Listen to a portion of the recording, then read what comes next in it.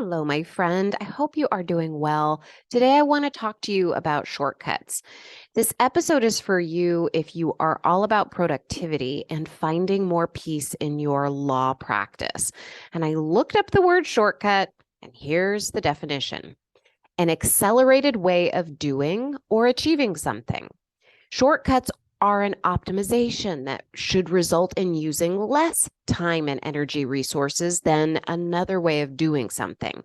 Shortcuts should make our lives easier. The problem I see is that the brain gets confused. The brain likes easy, but it confuses what feels easy to what is actually saving time and energy resources.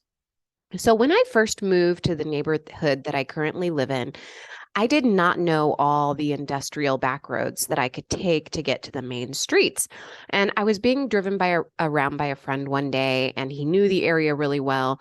And he drove through this little industrial area behind the nearby college, and my mind was just blown. It was a shortcut. It would save me so much time, so much energy. And now I use this shortcut all the time because it saves me time, gas, and aggravation of going through the different part of town that I didn't have to. So that is a true productive shortcut because I'm saving all of these resources. But now let's contrast that with another scenario where you're trying to find a shortcut, but you actually create more of a drain on your resources, and in turn, it drains your well-being. So I've been driving, and up ahead, I would see a collision or I would see some traffic. And my brain tells me, I don't know about you, but it tells me, hey, you should turn here and try to go around for a shortcut. It's going to be easier. And it is not always easier. Sometimes I'll find myself stuck in traffic anyway, and there's going to be one-way streets that don't get me to the street that I wanted to go to.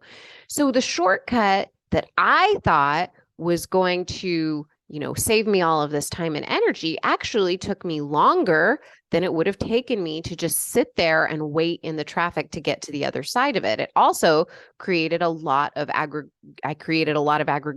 aggravation for myself because I wasn't waiting. I was trying to get around it. Now, this was not a productive shortcut. It was wishful thinking. Not knowing the difference between productive shortcuts and wishful thinking costs you time and energetic resources. And when you're frustrated or you're irritated, you probably notice that it feels draining. Your body is being drained of its fuel, and you are losing your sense of well-being, of peace in your practice. Then, as you see your time slipping away, you become more frustrated and overwhelmed, which is the opposite of what you need to fuel you. What you really need is to refocus so that you can regain productivity and regain a sense of peace and well-being in your practice. It's not always easy to differentiate between a productive shortcut and wishful thinking. So in this episode, I'm going to share with you how you can tell the difference between a productive shortcut and wishful thinking. I'm also going to talk to you about 3 examples of wishful thinking. So you're going to learn how to see if wishful thinking is running your law practice. And you probably have some of these things showing up in your law practice, so you're going to want to hear these. And you're also going to learn tips to begin regaining your focus to fuel the results that you want to see. So here's how you will know that your brain's solution is wishful thinking and not a productive shortcut. There's 5 of them I want to share with you. 1, you spend lots of time thinking about taking action and much less actually taking action. 2, you do things that take your time and your energy away from your main goal, like busy work, for instance.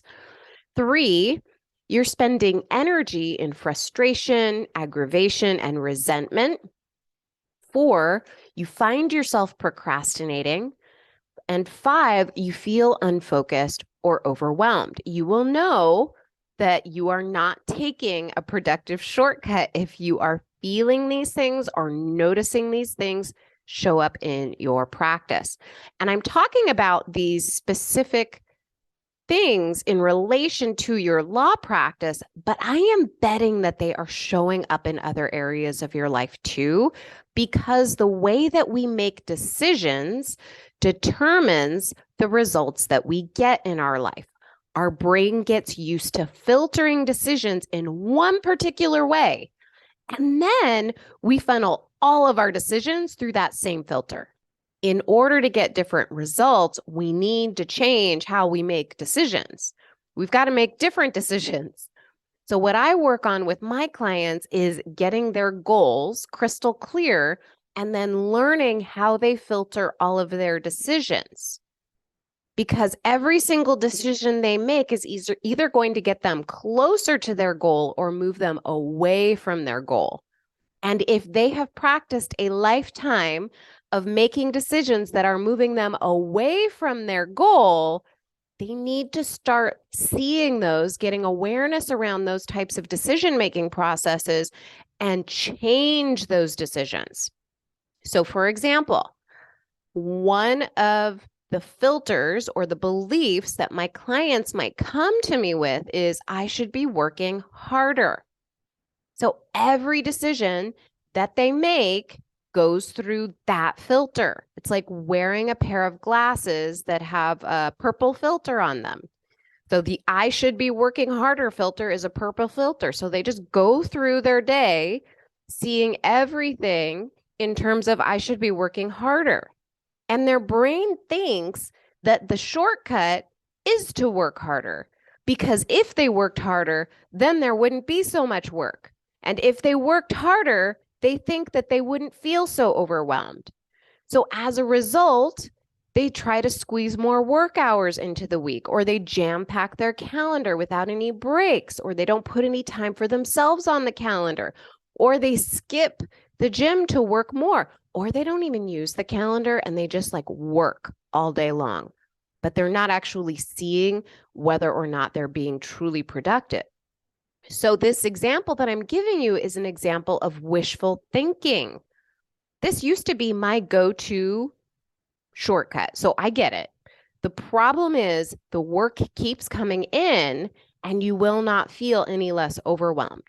And everything that you walk through your day seeing is going to be in terms of this purple filter of I should be working harder. You are constantly going to be telling yourself that you should be working harder. And so when I removed that wishful thinking filter, I got better results. And so do my clients. What they needed and what I needed was not to work harder. It was to confront the true problem that I was avoiding, which was the discomfort of doing something new, right? The new filter that we have to try on is to make space for ourselves to recharge. And it feels uncomfortable because we've been trained in our life not to make time for ourselves, that everything else is more important than us. So we actually have to retrain ourselves. We have to put on a new filter and say, okay, it's okay for me to leave the office and go work out. It's okay for me to take a day off. It's okay for me to ask for things. Just know that we have to face this head on. Otherwise, you're not going to be able to create the focus that you need to be more productive and to have well-being in your practice. So that means, like in practical terms, putting yourself on the calendar first. It means saying no to new work coming in, or at least telling them this work isn't going to get done until X date because I do not have space on my calendar. You have to be willing to communicate that. It means saying no to busy work and putting the most important tasks on your calendar that's going to move you closer to your goal. And this is really uncomfortable for people who have been taught that they get approval for working harder or caring for other people more than they do for themselves. And if you don't realize that this is wishful thinking and not a true shortcut, you are going to burn yourself out. To regain your focus, you've got to put yourself on the calendar and not in a small way. So I teach my clients to put themselves on their calendar first. And I teach them how to create boundaries so that they can follow through on the time that they create for themselves. Without this crucial time to reset, you are not going to have the energy or focused time you need to be productive, and you're definitely not going to have a sense of well-being. Another example of wishful thinking is the belief that jumping into my work week is going to be faster. Or another flavor of this is the belief it's going to be faster if I just do it. And this is the problem with it, right? If you think this thought, you probably really believe it. And you don't have to do the foundational work required to be productive and to have a sense of well-being. But it's the foundational work that makes it easier. It's the foundational work that lets you create what you want, get closer to the goal that you are after. And that is why this is wishful thinking, believing that you don't need to do that foundational work. The lawyers who believe they should just jump into their work week either don't use a calendar or they write a few vague notes down on a Post-it note and they say something like, get contracts done. I even had a client one time tell me that she felt overwhelmed about her Monday. And so I asked her a couple questions, and it turned out that she had written a note in her calendar on Monday to do these 3 projects. Well, those 3 projects, when we broke them down and we got really specific about what needed to get done in each task, actually needed to be spread out over 3 or 4 days. So of course, she felt overwhelmed when she thought about Monday because her Monday had these 3 giant projects that needed to get done on them, and there was no way that was going to happen.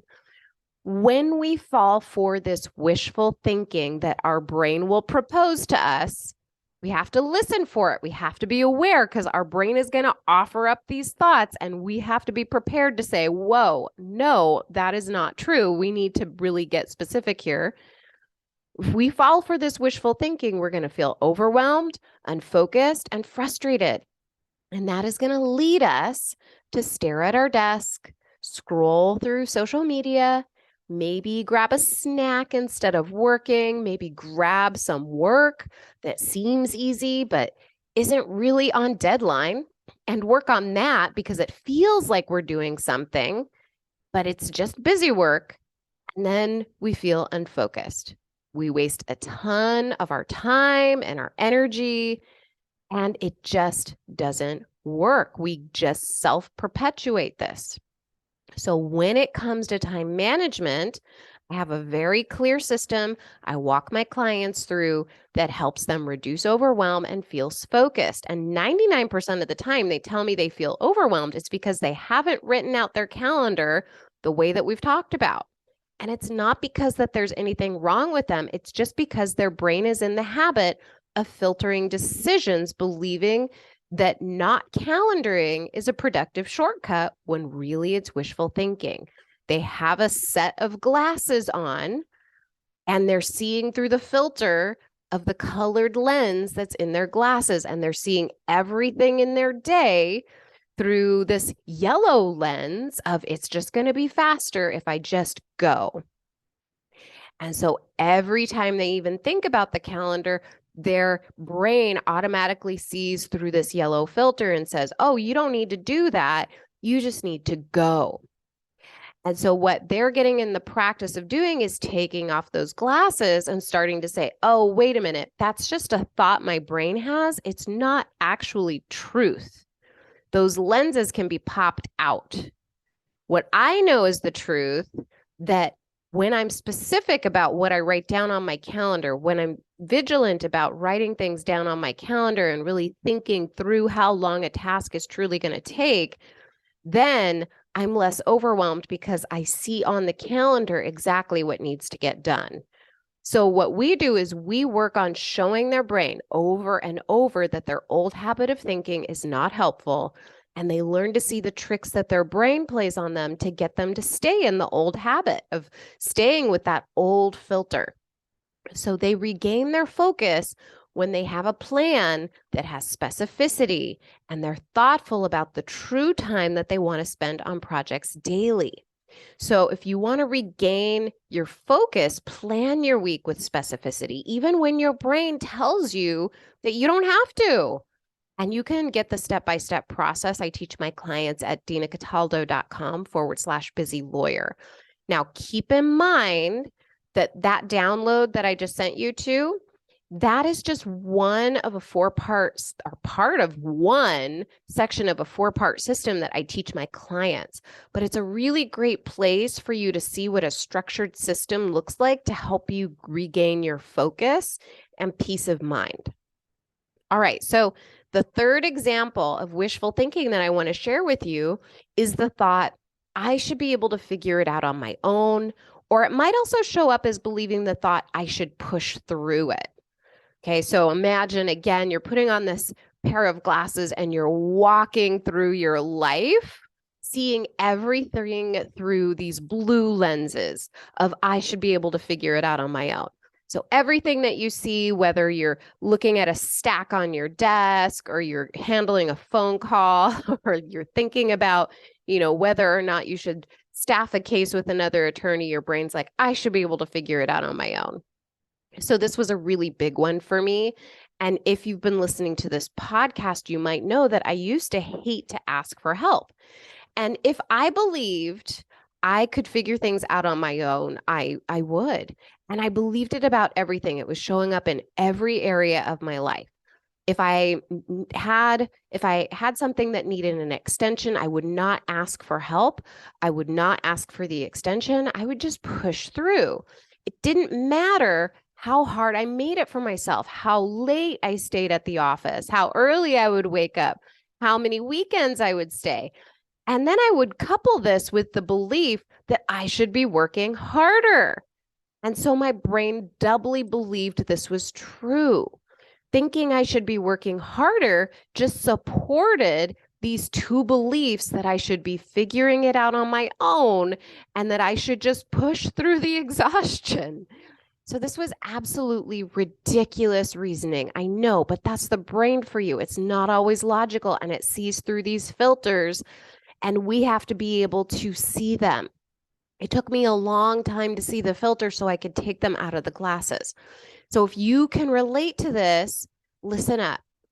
I see this kind of wishful thinking show up with my clients in a few ways.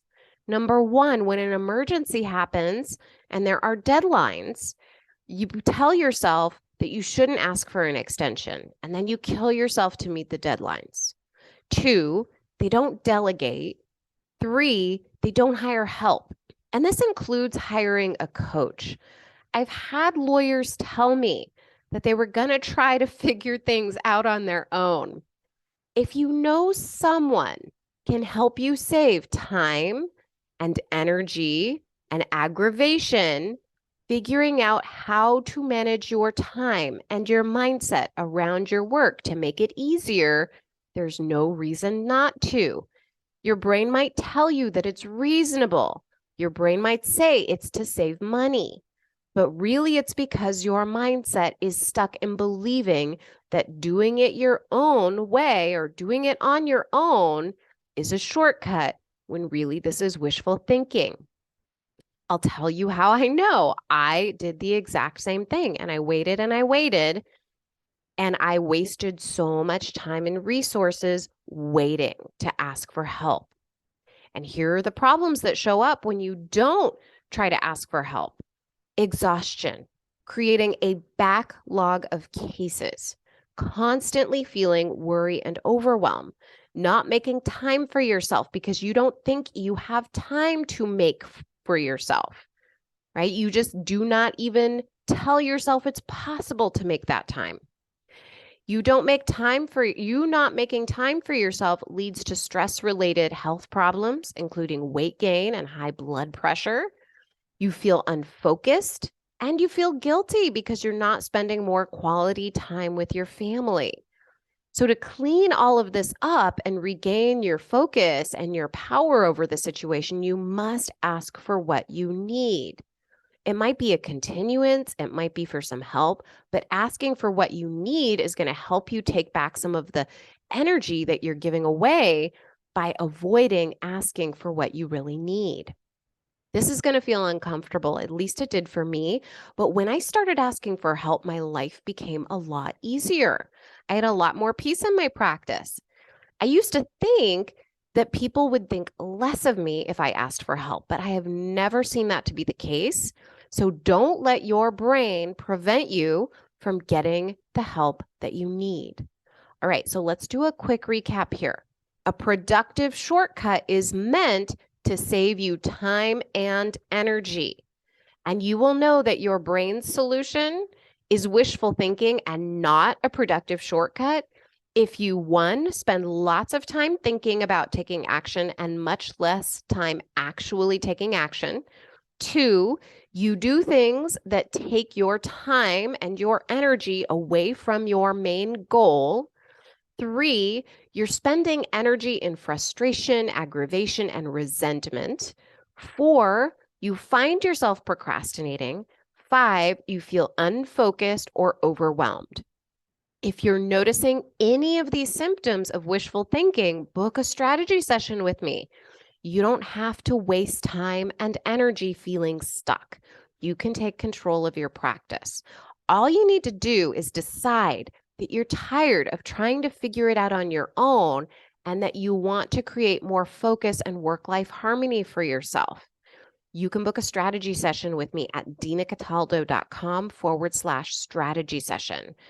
This is important. This was something that every single time I talk to one of my clients, they tell me that once they believed that they were important, that what they wanted was important, that creating the life that they want was important, it changed everything. And that all started by booking that strategy session with me and learning to take the glasses off and seeing where they could make the changes they needed to make. So you can book that strategy session at dinacataldo.com/strategy session. All right, my friend, I hope you have a fabulous rest of your week, and I will talk to you soon. Bye.